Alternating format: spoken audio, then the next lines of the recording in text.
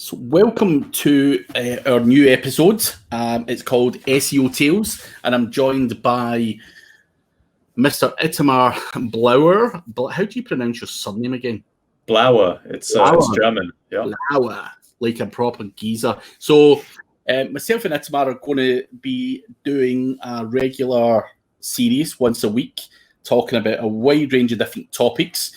And this is the first episode where we're going to be talking about YouTube SEO, which is Itamar's favourite subject. That's his background, his strength, alongside other things. But other topics that we are going to cover in the coming weeks will be local SEO, content marketing, video marketing, on-page SEO, link building, white hat versus black hat SEO, guest posts, algorithm updates, technical SEO, and a whole bunch of other stuff, including TikTok, Reddit for SEO, and how to scale an agency, and a whole bunch of other experiences. So we're looking forward to rolling these out one a week. But today's episode is going to be about YouTube SEO, but it's a new show.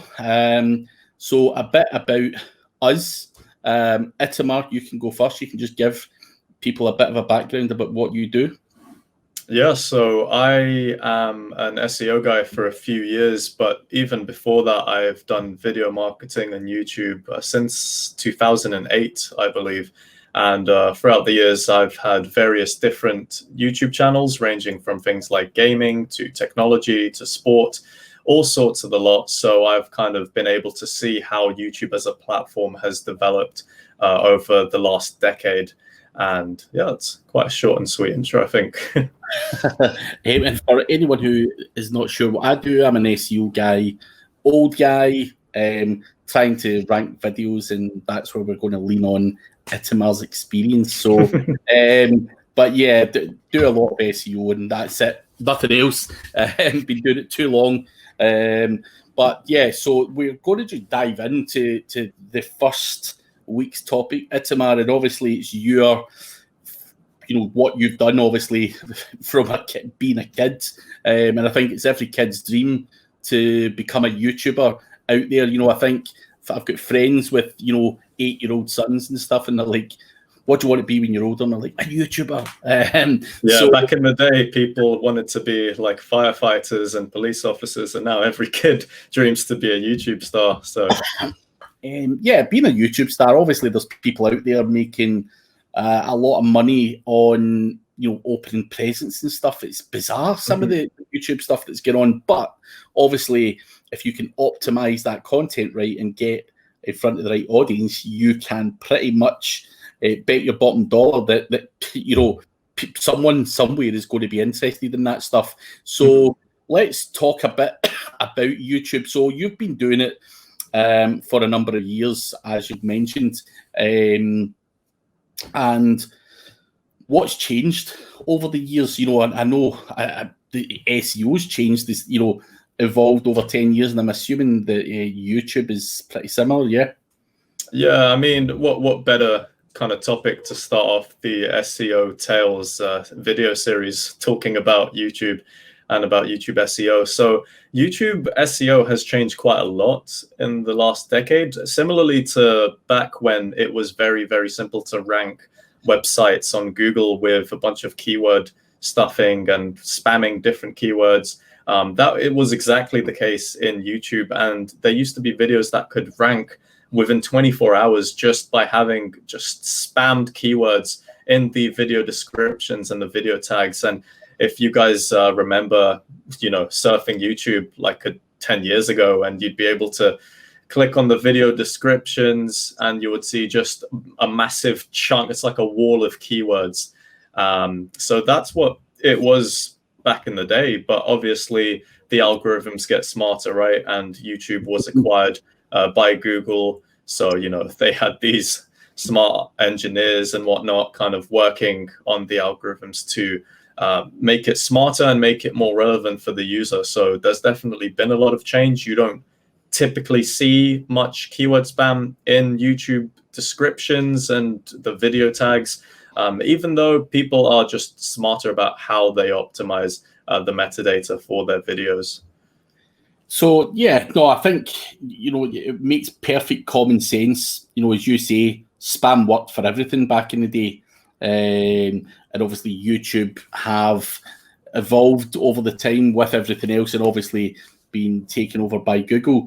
But I want to move on to the next topic as such. The essentials, because what we don't want to do is dwell on too much and what worked well in the past. We need to talk about what's working now and what the essential things are when it comes to titles, descriptions, and you obviously mentioned tagging. So people are not spamming as much, in your opinion now, which is probably right. I don't really look at YouTube that much other than the odd video that I chuck up. But you're seeing that people are. So what are people doing with their titles? What's the best way to optimize?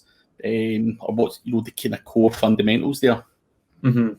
I mean, what we see nowadays, which you can argue is better or worse than the keyword stuffing, is the clickbait. So the clickbaity titles and thumbnails. But if we're going to be talking strictly about the types of tactics and what people can do to rank their videos nowadays, so in 2020, there is still massive importance about the metadata, especially with your video titles. So video titles do need to be relevant to your audience and to what the video content is about. So obviously, if you have a channel and your channel is about doing tech reviews, that means that your video titles should generally include some kind of tech reviews. But moving further, it's also down to the description and the tags and also the thumbnails. So with the titles and your description and tags, you need to be mentioning your main keywords there. And the way to kind of figure all of this out, you're thinking, well, what keywords am I going to use? How am I going to find them out? Where should I be looking for? The two most accurate ways to really determine what keywords you should be using is one, through Google Trends, which is a free tool where you can kind of see the popularity of certain trends in different parts of the world over time. So that's a really, really good way to kind of get ideas for what content you should be making. But also, if you've already made the piece of content and you want to say, well, how am I going to phrase the title of this video? You can kind of just go onto the auto suggestion feature on YouTube on the top search bar. You can just kind of type in, think, from a user's perspective, right? Don't think, okay, I'm the video creator. Think about somebody who's trying to search for your video. What are the kind of things that they will type in? And more often than not, when you start to type that in, you will get auto-suggest results that are very relevant to that search query. And then when you actually go on that page, you can see what kind of videos are ranking, what are their titles looking like. You can get ideas to do it like that. The other flip of the coin is some people say there are tools that supposedly have YouTube search volumes and things like that. Should I use them? Should I not?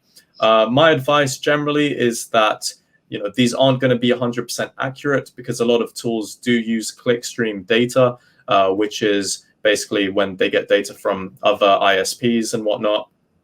And that kind of just gets, added in there and they give their volumes. But that's not going to be 100% accurate. I'd say always stick to the things that YouTube do give you, which is, the auto suggest features and also Google Trends. So they're the main ways to be able to figure out the keywords that you should use in your videos. And then once you have them, you can just plot them into the title, the description, the tags, do it effectively, and there should be no problem.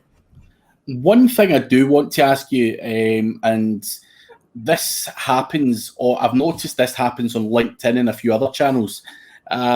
So when I go to LinkedIn, for example, and I post something on there with a link to come and watch my YouTube video, LinkedIn doesn't rank it that well because they don't want you posting links that are going to take you people off their platform. So as far as I'm concerned, and I've read a few other people saying that you don't get as much views, it's not shown to a much broader audience. Now, is that the same for videos on YouTube where someone puts in, say I'm doing an Amazon product review and I want to rank it for the best, mobile phone or something like that, and I was to whack an Amazon link in the description, does YouTube penalize that as well? Is that something that's in your algorithm, in your opinion?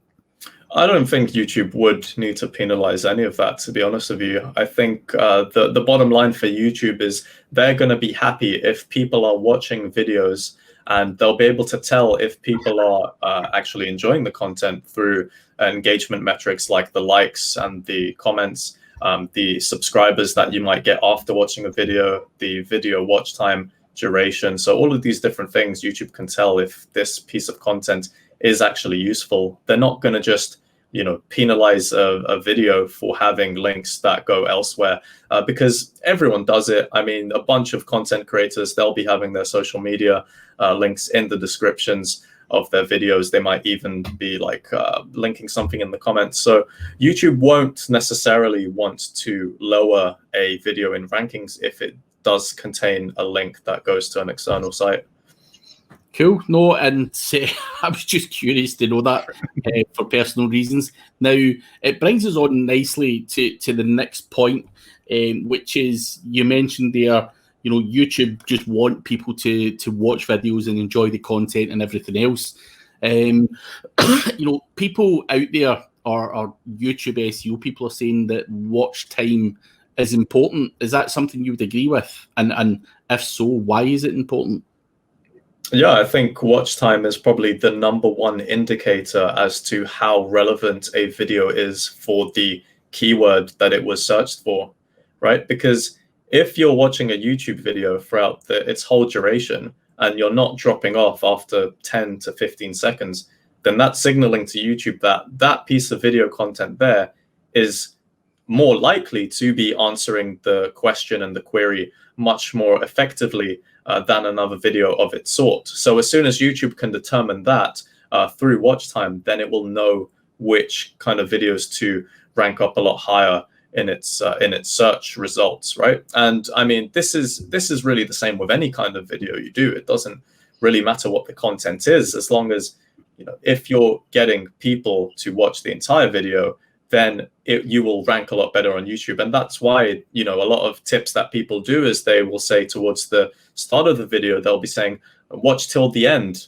and then you will get X, Y, and Z. So things like that, and also asking people to drop likes and to subscribe, all of these things are basically the content creators understand that there is value in that. They don't do it for no reason, right? But especially the whole watch till the end stuff, the watch time is really, really important. So you guys who are watching this now, definitely watch this video till the end, because there's obviously going to be more insights into the stuff. But I mean, wouldn't you agree, Craig? I mean, people, like, how else is YouTube really going to know what content is valuable? Yeah, no, I think obviously watching videos through to the end or whatever, giving those signals off is common sense way. If I was the YouTube algorithm guy and I've got to determine what's a good video and what's not, then of course these metrics do come into play. So a common sense, I think there isn't really any other way to do it. But you just never know with YouTube. They never release exactly what works and what doesn't, or maybe they do, I'm not sure. But obviously I think you've got to use your common sense in a lot of cases.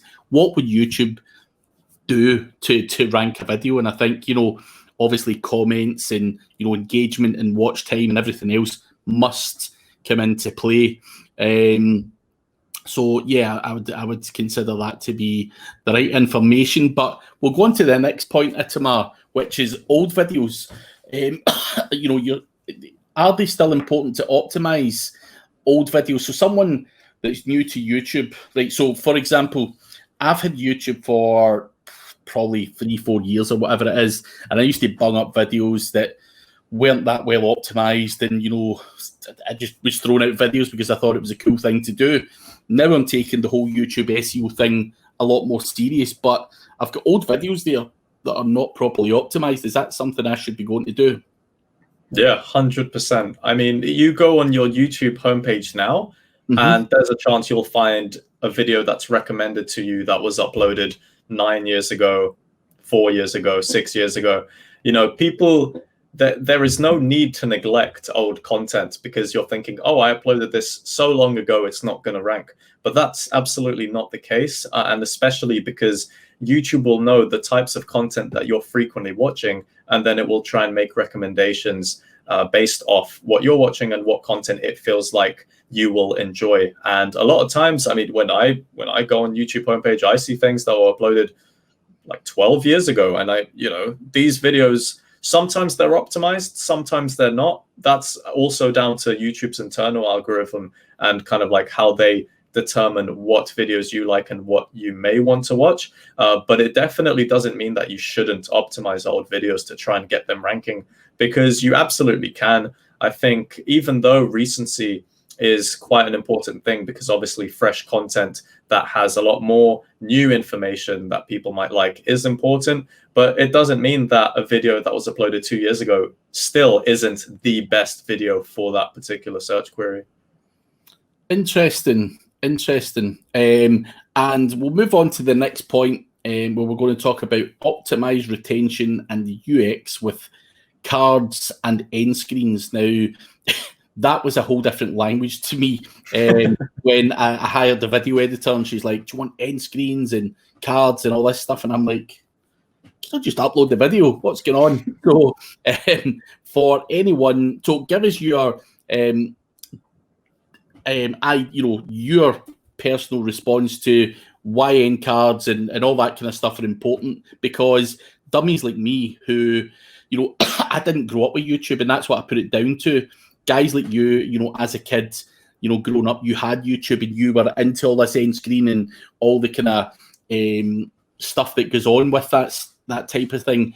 I had no clue what that was. And even now, I'm like, fucking hell, is this really important? Now, I know end screens and everything else are really important. And obviously, get people to subscribe or go on to another video and all that kind of stuff at your end screen are really, really important. Now, as an SEO, I can kind of get that. But people will be like, what the hell are you talking about? So, give us a bit more of an insight to that side. Yeah, so, let me give the brief history lesson first. So before the end screens and the cards were introduced several years back, there used to be notes that you could add any time on your video. I don't even think there was a limit. And like, you'd go onto some videos on YouTube right from the beginning, there's like 40 different notes with different texts that link to different things. And I mean, it was like spam central, if I'm honest. And so YouTube kind of said, scratch this, we're going to remove these notes, we're going to make it a lot more structured, a lot more better for the users. So they introduced the cards and the end screens. Now, the thing with cards is it's really, really cool because, we can be talking now and saying in our next episode, we're going to be talking about local SEO. And then you can get a card in the top, well, let me point this way, top right hand corner, that, people will be able to click on that and go see that video there. So it's very useful if you're, speaking about a topic that you do have more content on. And I think you can use it for like polls as well, or to subscribe to the channel, all sorts of different things like that. So cards are really useful, but I think even with end screens, end screens are absolutely fundamental for keeping your attention on YouTube. So Craig, you have the outro at the end of your videos, and the thing you can do with end screens is that they can last up to 20 seconds. So if you create an outro template like you have, Craig, that lasts 20 seconds, then you can get the end screens on there, and you've got the bit where it can subscribe to the channel, and then there's another video placed there. And obviously that video, or if you have 3 videos or 4 videos, because you can have 4 different modules for the end screens, they need to be relevant. They need to be related to that video that person just watched. Because if it's completely irrelevant, then they may not want to click through and watch that. But say, you're doing a 3-part series and you've just got episode 1 finished, and then why not put the end screen to episode 2, and people can go there straight away, no problem. And then YouTube will be able to know that actually people are clicking on these end screens. This is relevant. These 2 videos match well in terms of relevancy. So then they'll be able to, have better affinity and, improve the relevancy and increase the chances that they'll recommend that video for anyone who's watching the first one. Perfect. Good answer. Now, we are sadly nearly out of time, but I'm going to spring something on you, Itamar, because it's the first show. I think this is quite good at the end.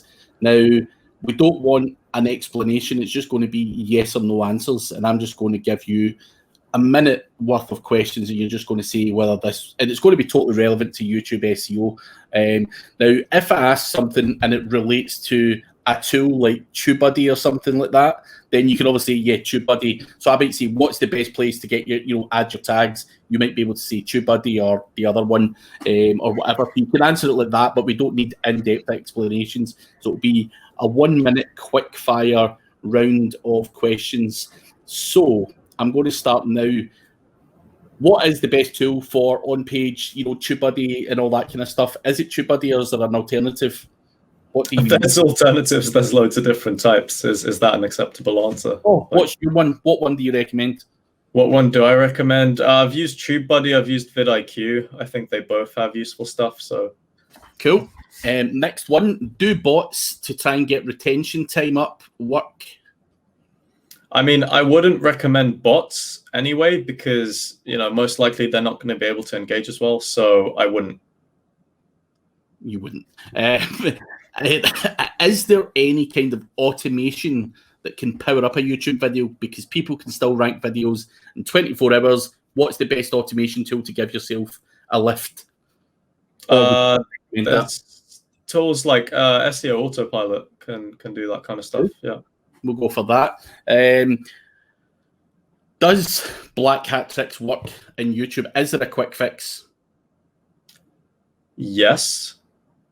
Does it have long-term benefits? Long-term benefits? Maybe. If you know what you're doing, then yeah. Right, that's cool. I just wanted to know. Quick fire questions just to put you on the spot and see what answers you come up with or what you want to share. So we can do that at the end of every episode. You can do me one. I'll, and whatever, try and put me in the spot, try and tip me up, can add a bit of fun. Or I can just say no comment, like I'm a criminal. So, yeah, thank you very much, everyone, for watching the first episode on YouTube SEO. Thank you, Itamar. You have been awesome on this one with your in-depth knowledge. Sadly, I wasn't able to contribute too much. But on the next one, local SEO, I will be able to contribute a little bit more. So we will catch you then.